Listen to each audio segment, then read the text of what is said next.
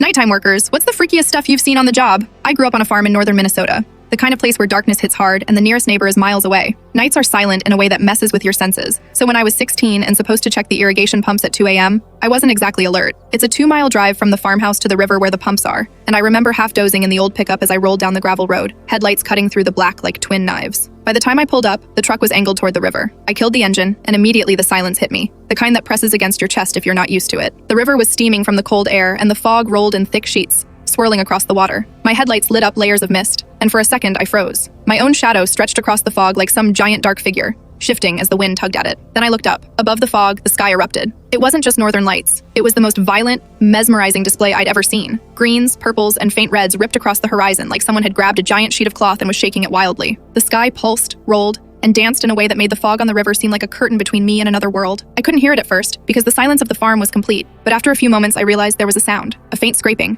like sand being dragged across rough paper, carried in the still night air. It was coming from the lights themselves, or maybe the way the wind moved the fog, but either way, it was otherworldly. I leaned against the hood of the truck, letting the headlights wash over the fog at my feet. The river reflected it all in slow ripples, and for some reason, I felt like I wasn't alone. I didn't see anything, but the kind of hair-raising awareness you get when the world is too quiet for the mind to settled in me. The northern lights themselves seemed alive, writhing above in colors I couldn't name. Every time a wave of green rolled through the sky, the fog below twisted in perfect mimicry, so it felt like I was in a green mist tunnel that connected the earth to the heavens. I don't remember how long I stood there. I didn't touch the pumps. I didn't check anything. Time stretched weirdly. The seconds felt like minutes. I remember thinking about how this farm, this river, this fog, the sky, all of it, was something people would pay thousands to see in person, and never experience properly, because the noise of civilization always gets in the way. Here I was, half asleep, alone, witnessing something I wouldn't have believed if it weren't happening. Eventually, I climbed back into the truck. The lights of the cabin were warm and normal, and as I drove back, the sky began to fade. The northern lights receded slowly, leaving the usual black canopy of stars behind, but the memory of it stayed. I could still see the way the fog caught the headlights, how the river reflected the chaos of green light, and hear that faint scraping noise that shouldn't have been possible. I told my dad about it the next morning while we were fixing fence posts,